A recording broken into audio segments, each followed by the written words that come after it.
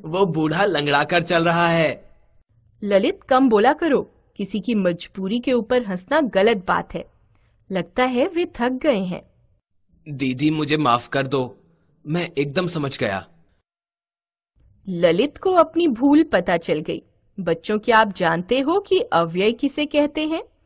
मैं बताती हूँ और इसका उदाहरण ललित और उसकी दीदी की बातों से ही मिल जाएगा। बूढ़ा व्यक्ति कैसे चल रहा है? लंगड़ा कर। ललित को कितना बोलना चाहिए? कम। किस पर नहीं हंसना चाहिए? मजबूरी के ऊपर। लंगड़ा कर, कम और ऊपर ऐसे शब्द हैं जो कभी भी प्रयोग किए जाएं, इनका रूप नहीं बदलेगा। संज्ञा, सर्वनाम, विशेषण और क्रिया विकारी शब्द हैं। इन पर लिंग, वचन व कारक प्रभाव डालते हैं, जिसके कारण इनकी रूप रचना बदलती रहती है। हिंदी में ऐसे शब्द भी हैं जिन पर लिंग, वचन, कारक आदि का कोई प्रभाव नहीं पड़ता और जिनके रूप में कोई विकार या परिवर्तन नहीं होता। इन्हें अविकारी शब्द या अव्यय कहते हैं। अव्यय का अर्थ ही है जिसका व्यय न होता हो, अर्थात जो शब्द एक ही रूप में बने रहते हैं वे अव्यय होते हैं। अव्यय के भेद। अव्यय मुख्य रूप से 4 प्रकार के होते हैं। पहला क्रिया विशेषण, दूसरा संबंध बोधक, तीसरा समुच्चय बोधक, चौथा विस्मयादि बोधक। क्रिया विशेषण। गणेश चुपके चुपके घर में घुसा। भावना सुबह पार्क में दौड़ लगाती है। यह अटैची ऊपर रख दीजिए। इन वाक्यों में चुपके चुपके, सुबह और ऊपर पदों से पता चल रहा है कि वाक्यों में क्रिया कैसे, कब, कहाँ और कितनी मात्रा में हुई। ये शब्द क्रिया की विशेषता बता रहे हैं। क्रिया की विशेषता बताने वाले यही शब्द क्रिया विशेषण कहलाते हैं। जो अव्यय शब्द क्रिया की विशेषता का बोध कराते हैं उन्हें क्रिया विशेषण कहते हैं। क्रिया विशेषण के भेद। क्रिया की विभिन्न विशेषताओं के आधार पर क्रिया विशेषण के 4 भेद होते हैं। रीतिवाचक क्रिया विशेषण, कालवाचक क्रिया विशेषण, स्थानवाचक क्रिया विशेषण, परिमाणवाचक क्रिया विशेषण। रीतिवाचक क्रिया विशेषण। दौड़ में प्रथम आने के लिए विपुल खूब तेज दौड़ा। स्नेहा, मेरी बातें ध्यानपूर्वक सुनो। ड्राइवर ने अचानक गाड़ी रोक दी। इन वाक्यों में तेज, ध्यानपूर्वक और अचानक शब्दों से ज्ञात हो रहा है कि दौड़ने, सुनने और रोकने की क्रिया कैसे, अर्थात किस रीति अथवा ढंग से हुई है। क्रिया की इसी रीति अथवा ढंग को बताने वाले शब्द रीतिवाचक क्रिया विशेषण कहलाते हैं। वे क्रिया विशेषण जो क्रिया की रीति या विधि से संबंधित विशेषता का बोध कराते हैं, रीतिवाचक क्रिया विशेषण कहलाते हैं। कुछ अन्य रीतिवाचक क्रिया विशेषण हैं: धीरे धीरे, अनायास, सहज, जैसे तैसे, झटपट, हंसते हंसते, तरह, भांति, ऐसे, जैसे, वैसे, यूं, शीघ्र, शायद, एकाएक, अवश्य, सचमुच आदि। कालवाचक क्रिया विशेषण। कल से लगातार बारिश हो रही है। आज विद्यालय का वार्षिकोत्सव है। इन वाक्यों में लगातार और आज पदों से क्रिया के होने या करने के समय का बोध हो रहा है। क्रिया के इस समय का बोध कराने वाले शब्द ही कालवाचक क्रिया विशेषण कहलाते हैं। वे क्रिया विशेषण जो क्रिया के काल से संबद्ध विशेषता का बोध कराते हैं, कालवाचक क्रिया विशेषण कहलाते हैं। अन्य कालवाचक क्रिया विशेषण हैं कल, परसों, अब, जब, तुरंत, पहले, नित्य, सदा, दिन भर, प्रतिदिन, बहुधा, अक्सर, बारंबार, घड़ी घड़ी आदि। स्थानवाचक क्रिया विशेषण। आप यहाँ बैठ जाइए। सारा सामान इधर उधर क्यों बिखरा हुआ है? इन वाक्यों में यहाँ, इधर उधर शब्दों से ज्ञात हो रहा है कि क्रिया कहाँ हो रही है। जो क्रिया विशेषण क्रिया के स्थान से संबद्ध विशेषता का बोध कराते हैं, स्थानवाचक क्रिया विशेषण कहलाते हैं।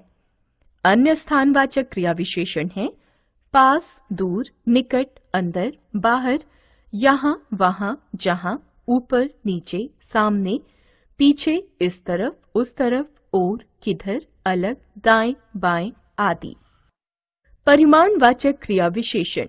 देखो, ज्यादा मत हंसो। बहुत पढ़ चुके, अब सो जाओ। इन वाक्यों में ज्यादा और बहुत शब्दों से क्रिया की मात्रा का बोध हो रहा है।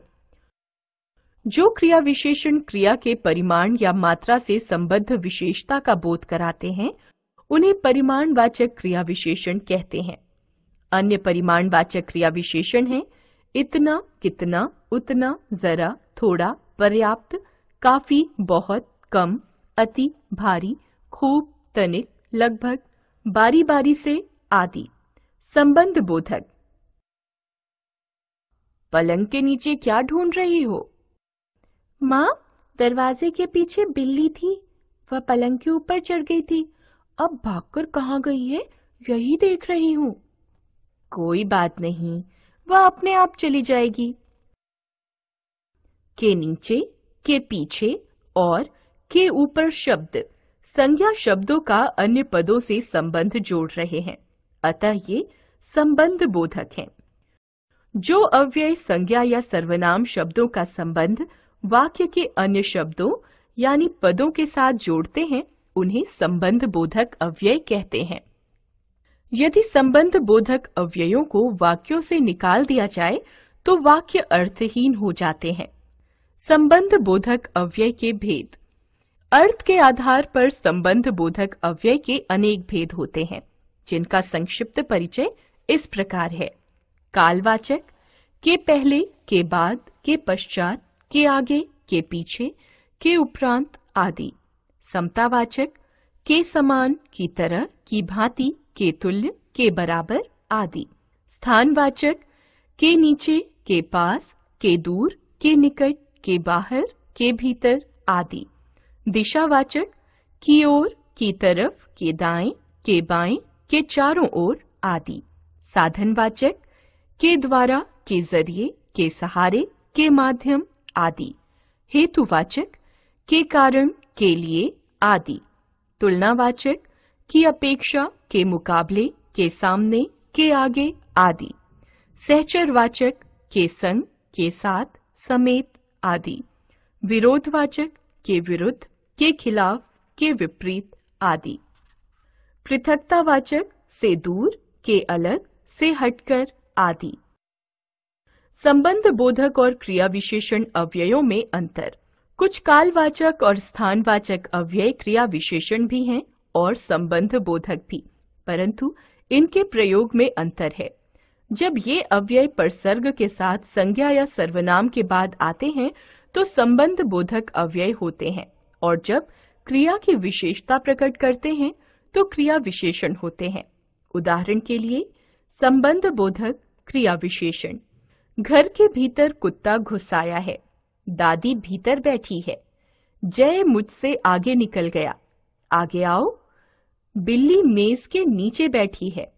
चिंटू नीचे उतर आओ। समुच्चय बोधक। कविता, पायल और तुम्हारी बहन बैडमिंटन खेल रही है। पापा, मैं बैडमिंटन खेलूं या दौड़ लगाऊं? जो तुम्हें अच्छा लगे। और शब्द पायल तथा तुम्हारी बहन पदों को जोड़ रहा है। या शब्द विकल्प बता रहा है। ये समुच्चय बोधक हैं। जो अव्यय दो शब्दों, वाक्यांशों अथवा वाक्यों को जोड़ने का काम करते हैं, उन्हें समुच्चय बोधक अव्यय कहते हैं। समुच्चय बोधक अव्ययों को योजक भी कहा जाता है। समुच्चय बोधक अव्यय के भेद। समुच्चय बोधक अव्यय दो प्रकार के होते हैं। समानाधिकरण समुच्चय बोधक अव्यय, व्यधिकरण समुच्चय बोधक अव्यय। समानाधिकरण समुच्चय बोधक अव्यय एक जैसी स्थिति वाले दो या अधिक पदों, वाक्यांशों अथवा वाक्यों को जोड़ने वाले अव्यय शब्द समानाधिकरण समुच्चय बोधक अव्यय कहलाते हैं। जैसे क्षिप्रा बाजार गई और किताबें खरीद लाई। वरुण, तुम्हें काले जूते लेने हैं या सफेद? रमन और रचिता इस समय स्कूल गए हुए हैं। मेहनत करो ताकि सफल हो सको। इन वाक्यों में और, या, और, ताकि पद दो समान स्तर के शब्दों या वाक्यों को जोड़ रहे हैं, अतः ये समानाधिकरण समुच्चय बोधक अव्यय हैं। समानाधिकरण समुच्चय बोधक अव्यय चार प्रकार के होते हैं। संयोजक, विकल्पक, विरोधवाचक, परिणामवाचक। संयोजक, जो अव्यय शब्द दो पदों या वाक्यों में संयोग, मेल जोल प्रकट करते हैं अर्थात जोड़ते हैं, उन्हें संयोजक समुच्चय बोधक कहते हैं। जैसे गौतम बुद्ध ने शांति व अहिंसा का पाठ पढ़ाया। विकल्पक, जो अव्यय शब्द दो पदों या वाक्यों में विकल्प प्रकट करते हुए उन्हें जोड़ते हैं, उन्हें विकल्पक समुच्चय बोधक कहते हैं। इसी को विभाजक अव्यय कहते हैं, जैसे या, अथवा, की, चाहे आदि। आप ठंडा पिएंगे या गरम? तुम कहानियां पढ़ रहे हो कि कविताएं? आप चाहे यह लें चाहे वह, दाम एक ही है। विरोधवाचक, जिस योजक द्वारा पहले वाक्य का विरोध प्रकट हो उसे विरोधवाचक समुच्चय बोधक कहते हैं। परंतु, पर, किंतु, लेकिन, मगर, वरना, अपितु, बल्कि विरोधवाचक समुच्चय बोधक हैं। उसने बहुत मेहनत की परंतु अनुत्तीर्ण हो गया। मुझे माँ ने नहीं बल्कि पापा ने डांटा है। परिणामवाचक, जिन योजक द्वारा जुड़े हुए वाक्यांश या वाक्य किसी परिणाम की ओर संकेत करते हैं, उन्हें परिणामवाचक समुच्चय बोधक कहते हैं। इसलिए अतः, ताकि, अन्यथा, नहीं तो आदि परिणामवाचक समुच्चय बोधक हैं। वह बीमार था इसलिए नहीं आया। चुप बैठो नहीं तो बाहर भेज दूंगी। व्यधिकरण समुच्चय बोधक अव्यय, एक या एक से अधिक आश्रित उपवाक्यों को जोड़ने वाले अव्यय व्यधिकरण समुच्चय बोधक अव्यय कहलाते हैं। जैसे, क्योंकि बारिश हो रही थी इसलिए मैं घर पर ही रुक गया। यदि तुम समय पर दवा लोगे तो जल्दी ही ठीक हो जाओगे। वह ऐसे सोता है मानो कुंभकर्ण हो। व्यधिकरण समुच्चय बोधक के चार भेद हैं। हेतु बोधक, जो अव्यय दो उपवाक्यों में कार्य कारण का बोध कराते हैं, उन्हें हेतु बोधक समुच्चय बोधक कहते हैं। जैसे, क्योंकि मेहनत नहीं की इसलिए वह असफल रहा। मैं घर जा रहा हूँ ताकि थोड़ा आराम कर सकूं। क्योंकि, चूंकि, इसलिए, इस कारण, अतः, ताकि हेतु बोधक व्यधिकरण समुच्चय बोधक हैं। संकेत बोधक, जिस योजक से वाक्य में संकेत या शर्त प्रकट हो उन्हें संकेतवाचक समुच्चय बोधक कहते हैं। प्रायः संकेतवाचक अव्यय जोड़े के रूप में प्रयुक्त होते हैं। जैसे, यदि सच सच बता दोगे तो कोई कुछ न कहेगा। यद्यपि वह गरीब है पर ईमानदार है। जब तक मेरी किताब नहीं दोगे तब तक बात नहीं करूंगा। यदि, तो, चाहे तो, यद्यपि, तथापि आदि संकेत बोधक समुच्चय बोधक हैं। स्वरूप बोधक, जिस अव्यय से दो उपवाक्य इस प्रकार जुड़ें कि पहले वाक्य या किसी शब्द का स्वरूप दूसरे वाक्य से ही स्पष्ट हो। जैसे, वह ऐसे बोल रही थी मानो फूल झड़ रहे हों। वह तो गधा है यानी उसे कुछ समझ में नहीं आता। उद्देश्य बोधक, जो अव्यय दो उपवाक्यों को जोड़कर उद्देश्य स्पष्ट करने का कार्य करते हैं, उन्हें उद्देश्य बोधक समुच्चय बोधक कहते हैं। जैसे, मुझे जल्दी लिखना होगा जिससे पेपर पूरा हो सके। वह पर्दे की ओट में खड़ा हो गया ताकि कोई उसे देख न सके। ताकि, की, जिससे कि आदि उद्देश्य बोधक समुच्चय बोधक हैं। विस्मयादि बोधक, ओह, तुम तो कांप रहे हो। अरे, मुझे बहुत सर्दी लग रही है। बाप रे, तुम्हें तो तेज बुखार है। चलो डॉक्टर के पास चलते हैं। ओह, अरे और बाप रे शब्द अलग अलग भावों को दर्शा रहे हैं। ये विस्मयादि बोधक हैं। जो अव्यय हर्ष, विस्मय, घृणा, ग्लानि, पीड़ा, दुख आदि मनोभावों का बोध कराते हैं, उन्हें विस्मयादि बोधक अव्यय कहते हैं। इनका प्रयोग वाक्य के आरंभ में किया जाता है तथा इनके साथ विस्मयादि बोधक चिन्ह लगाया जाता है। विस्मयादि बोधक अव्यय के भेद, विभिन्न मनोभावों को व्यक्त करने वाले विस्मयादि बोधक अव्यय निम्नलिखित प्रकार के होते हैं।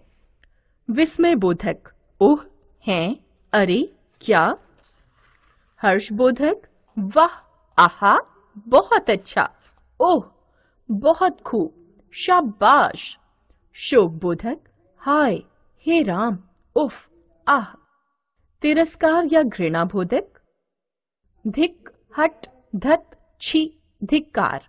स्वीकृति बोधक, हाँ, अच्छा, ठीक, जी हाँ। संबोधन बोधक, हे, अरे, ओ, ए, अजी।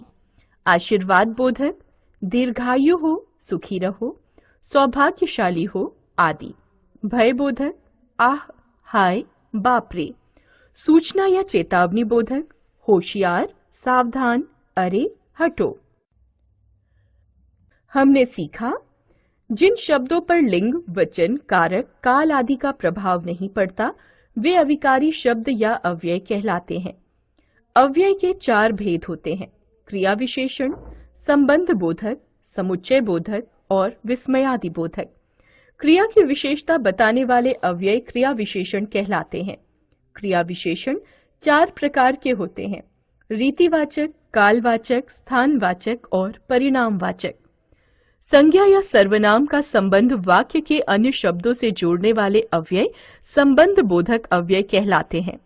जो अव्यय 2 पदों, वाक्यांशों या वाक्यों को जोड़ते हैं उन्हें समुच्चय बोधक या योजक कहते हैं। समुच्चय बोधक अव्यय के 2 भेद हैं: समानाधिकरण और व्यधिकरण। मनोभावों का बोध कराने वाले अव्यय विस्मयादि बोधक अव्यय होते हैं।